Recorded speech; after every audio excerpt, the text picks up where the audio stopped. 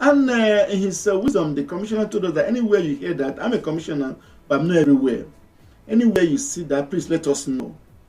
And a couple of complaints have taken to him, and were told that the first set of people to be arrested were the police guarding these land grabbers. Some land grabber has been sentenced to have been jailed. And about a month ago, the commissioner called me personally to give me the feedback that, Martin, since we started this exercise, I don't longer receive calls again on land grabbing activity in the state. So land grabbing, in a way, is really coming down. We didn't also stop there. We went to the Surveyor General of the state, Surveyor Peter Ogolo, to let him know that you are the #1 land administrator. People cannot get their document easily. What are you doing? Because if land available have title, litigation of the land grabbing will be easy. It will be difficult to grab a land that has a genuine title. It will be reduced. And he promised us that he's doing he told us what he's doing and what he planned to do. And I want to assure you, the public, now that Office of Surveyor General is doing wonderfully well. Our surveyors that are registering our plan and our survey are giving us feedback now that the place is being digitalized. Within shortest period of time, you can actually get response from a Surveyor General office. And today, one of the reasons why our Vice President is in town, the next few hours, we are paying visit to the judiciary.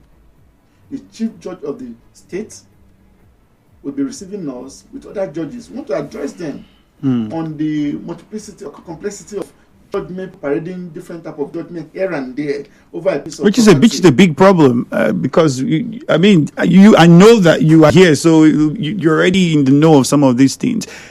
In the past, have you made efforts to get across to the judiciary on this issue in the past? I mean, before now? Well, just 1 year. Okay. And you also are aware what has happened in the state for the past few months, the political unrest. We dropped the letter some months ago, and we got a call just a few days ago from the office of Chief Justice of the state for us to come today afternoon, being Friday, and they were taking the fight into his table in presence of other judges. And this is what we are facing in the state. Help us, my Lord, to help the public. When you help developer, you're actually helping the public. You see, when a doctor make a mistake, the worst that can happen, somebody will die. Right? When a judge did not judge well, somebody can go to jail. The worst that can happen, somebody will be sentenced to death. But when a developer make a mistake and there is a building collapse, hundreds of people can die. Billions of property could be lost. That's why we are seeing ourselves as a key player in the economy. We are seeing ourselves as a key player in the nation.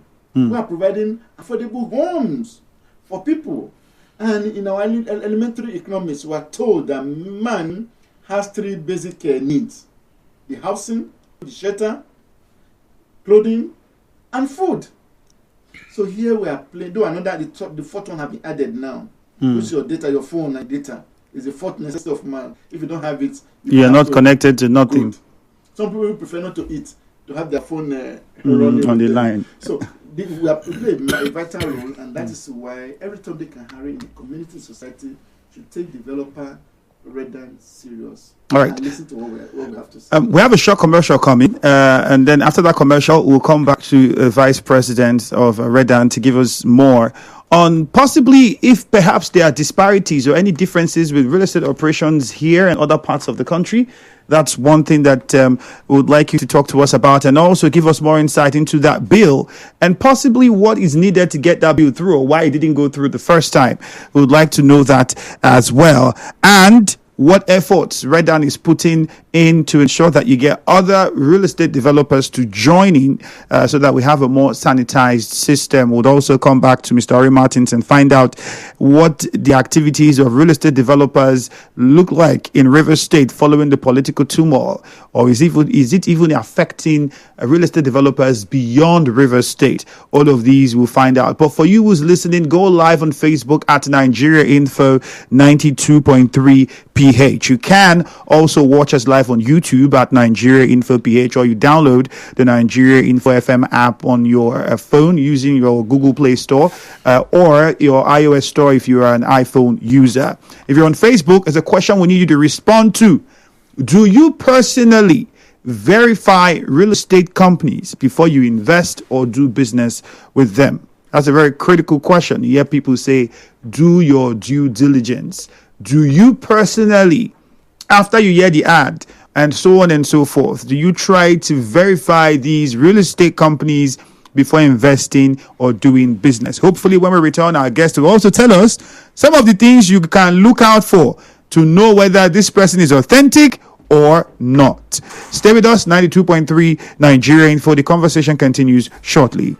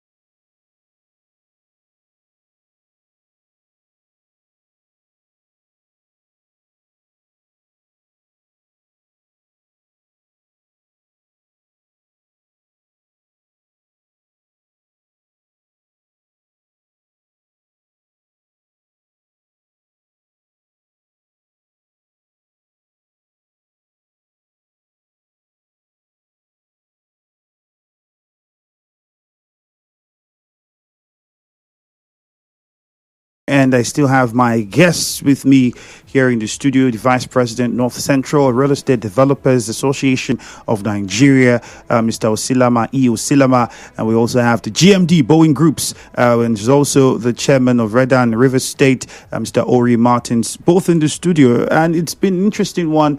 You've heard some of the measures that they are putting in place to ensure that they sanitize the real estate sector and make investment and doing business easier for you. Now, that said, several more questions we'd like to ask and get my guests to respond to. But before I go over to them, I just remind you that on Facebook at Nigeria Info 92.3 PH, go there and let's get your thoughts. Do you personally verify real estate companies or real estate developers before you invest or do business? We'd like to find out. So go there and we'll take some of your comments shortly. On WhatsApp, the number is 08090306416. Sending those questions as well. My guests will be responding. Before we go to the phone lines, let me come back to you, Mr. Osilama. You mentioned that bill, which is very interesting. But a few things I'd like you to share with us. What exactly did the bill seek to address beyond what we already talked about? Are there other parts of the bill that you think is very important and should be considered urgently? That Redan bill, it was not just a Redan bill. It was a bill that was initiated by EFCC, NFIU. So it's a comprehensive bill. The intention of the bill was to regulate the sector because the notion and belief is that 90% of money laundering activities are done through real estate. So the bill seeks to block all the loopholes. Everything about money laundering that has to do with real estate would have been controlled under the bill. Some of the things inside the bill says you must disclose the source of your money for any project to Redan. So it's an agency that will be created that will now supervise Redan. Do you understand that? And every other real estate body in Nigeria. So that agency would have been called RECON. So at RECON, like I'm an estate surveyor, so we have what we call SVABON that controls and regulates every activity of estate surveyors in Nigeria. It's a government agency. So it's a similar body that would have been created. But this body would have been bigger because it has every other professional body under it. Will be on the board. That means a representative from architects will be on the board. A representative from engineers will be on the board. A representative from even estate surveyors and land surveyors, quantity surveyors. Everybody with a profession within the built industry will be on the board of RECON. So that means all of them, they will be together to determine what is happening in Nigeria. Okay. You can't go into real estate if you are not the real estate itself as a business. Like it's just a business. So anybody that has capacity can do real estate. But the capacity, what kind of capacity? Capacity to hire the right people. So you must have the ability to hire professionals if you are real estate developers. Once you don't have ability to hire professionals, then you are not qualified to be a real estate developer. Right. Mr. Ori Martins, let's come to you. In River State, we understand the climate. But before I even say that, I think we should first congratulate you.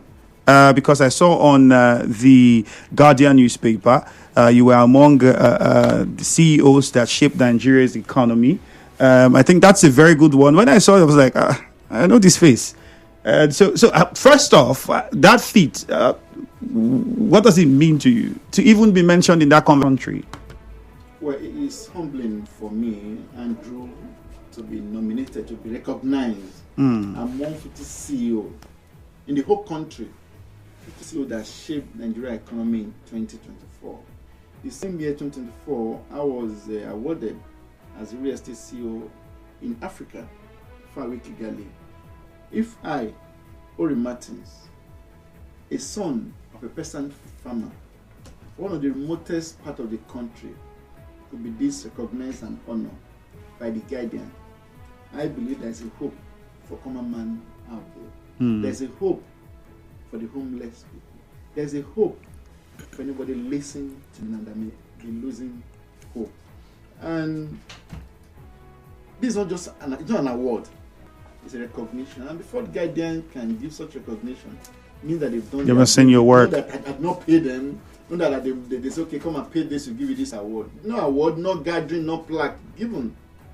On their own, they do their research. I don't know how they did it. And you just saw yourself on the paper. You just call me that you need to send social profile, your pictures and what. Say, okay, we let you know what we're going to do with it. And a day came that by tomorrow, please buy a Guardian copy of the Guardian and check this page and this page.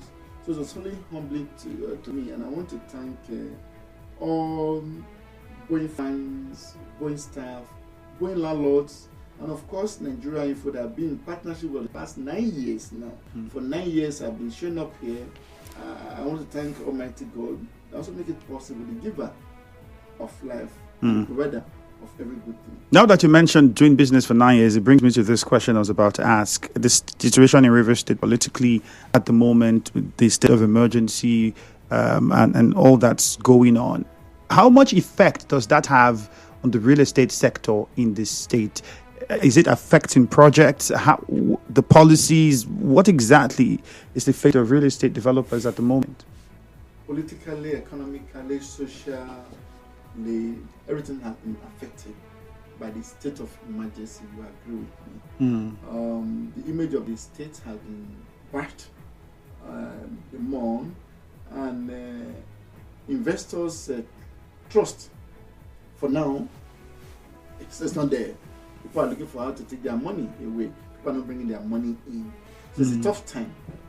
But as a developer, before this, we've been facing our own state of emergency, which is land grabbing we're talking about. I pray and certainly hope by the time the state of emergency will be out of, state of emergency for developer too will also be solved. So that the land grabbing, the criminality will go with the state of emergency. So at the moment, it's easier to get the processes to get documentation for properties from government and approvals. All of those things still move swiftly, or are those affected? Of course not. Of course not. We have 36 land administrators, 37 in Nigeria. State governors and the FCT minister are vested as land administrators.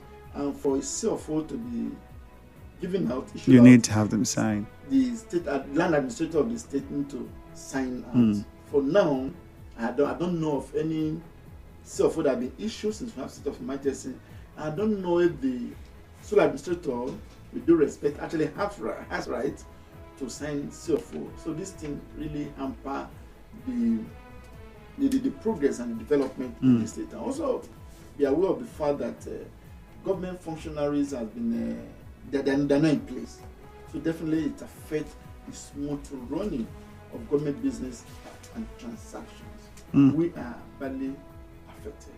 All right, we'll take a few calls before we go on with more questions. So let me open the phone lines. I'm pretty sure those listening have questions to ask the gentleman in the studio. 0817-923-0007. You can also call 0817-923-0002. Again, the numbers to call are 0817-923-0007, 0817-923-0002. Let's take a few questions from the listener. I'll go on Facebook first and touch on some of the comments here. It says, this person says, very correct.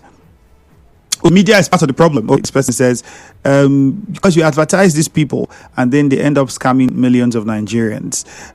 This one says, I've also been scammed after hearing adverts on the radio. The people absconded with our money since 2017. So I think I was already bringing up this conversation. It was like the media and how the media can partner to help these work out better. I'll come to Mr. Vice President, sir. What can you say anybody who wants to invest or do business, whether they've heard an ad or not, what and what do they personally need to know before they part with their monies? There are so many things they need to do. First and foremost, they need to verify the company. That company, the real estate firm they are buying a property from, they need to be sure that they truly have a track record. Do they have a track record? You have to check, profile the CEO or the people running the firm. You have to profile them. Go online and check them. Check them out. How long have they been doing business? Do they have other projects existing, or is just this one? If it's just this one, then be careful. If it's their first project, even if they are genuine, be careful.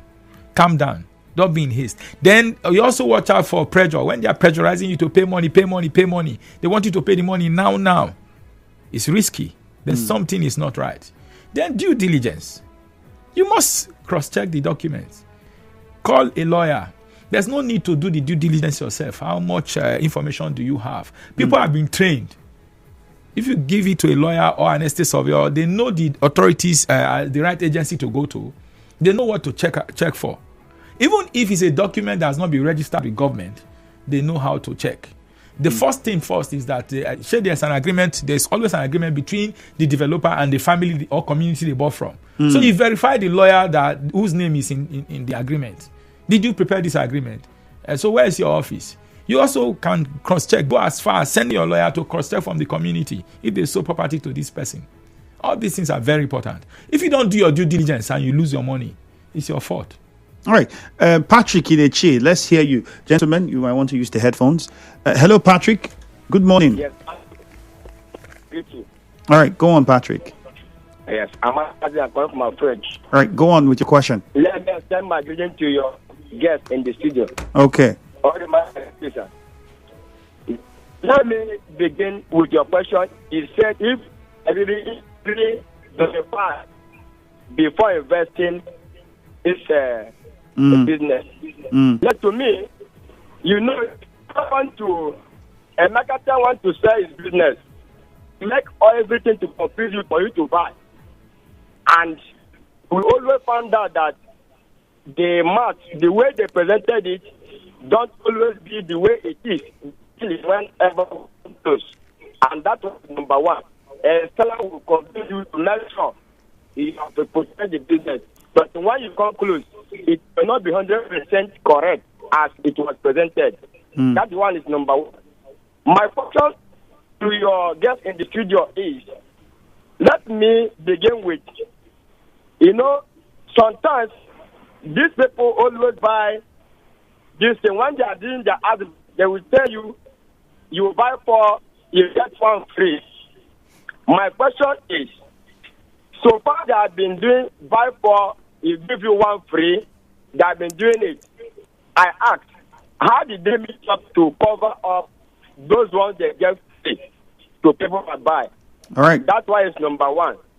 Number two is, I know they always buy from family, community, and individuals. I want to also ask, if they want to develop or they have already developed, what is the benefit of those people that own that land? What will be their benefit as that company will be going on? Okay. That's all right, Patrick. The question I want to all right. know. We'll get response. From the chain. All right. We'll take a few more calls. We'll come and respond to the questions all together so we can manage the time. Litambari from Bori, good morning. Good morning, Ifeanyi Andrew. All right. Straight to your question. To you, okay? Yeah, Ifeanyi, this business of real estate, I think I would say it's not that lucrative. But the business has affected the people's life negatively because of their overzealous interest when they see land in communities. They have failed to follow proper procedure. Even when they tell them that that land is not for sale, because the land is vast, and they see that businesses or maybe government has any project close to the place, they would like to force in themselves into those land where they know it is owned by individuals and communities.